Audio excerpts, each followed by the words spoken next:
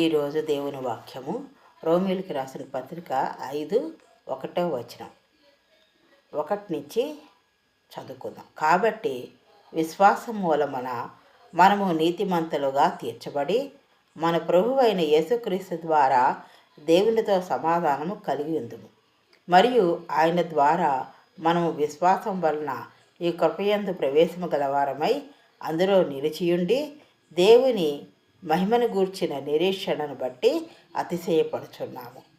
అంతేకాదు శ్రమ ఓర్పును, ఓర్పు పరీక్షను, పరీక్ష నిరీక్షణను కలుగు చేయనని ఎరిగి మన శ్రమల యందు అతిశయపడుచున్నాము. ఎందుకనగా ఈ నిరీక్షణ మనలను సిగ్గుపరచదు. మనకు అనుగ్రహింపబడిన పరిశుద్ధాత్మ ద్వారా దేవుని ప్రేమ మన హృదయముల్లో కుమ్మరించబడి ఉన్నది.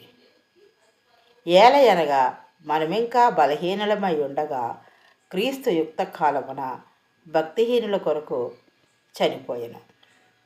నీతిమంతుల కొరకు సహితము ఒకడు చనిపోవట అరుదు. మంచివాని కొరకు ఎవడైనా ఒకవేళ తెగిపోవచ్చును.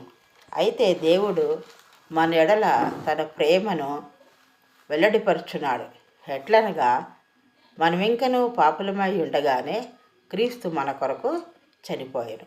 కాబట్టి ఆయన రక్తం వలన ఇప్పుడు నీతిమంతులుగా తీర్చబడి మరింత నిశ్చయముగా ఆయన ద్వారా ఉగ్రత నుండి రక్షింపబడదుము. ఏలయనగా శత్రులమై ఉండగా ఆయన కుమారుని మరణము ద్వారా మనము దేవునితో సమాధానపరచబడిన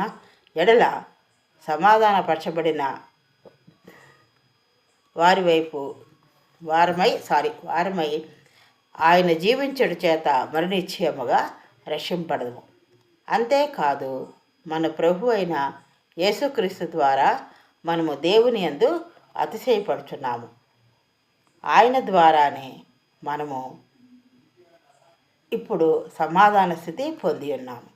ఇట్లుండగా ఒక మనుషుని ద్వారా పాపము ద్వారా మరణమును లోకములో ఎలాగ ప్రవేశించునో అలాగనే మనుషులందరూ పాపము చేసినందున మరణము అందరికీ సంప్రాప్తమాయను.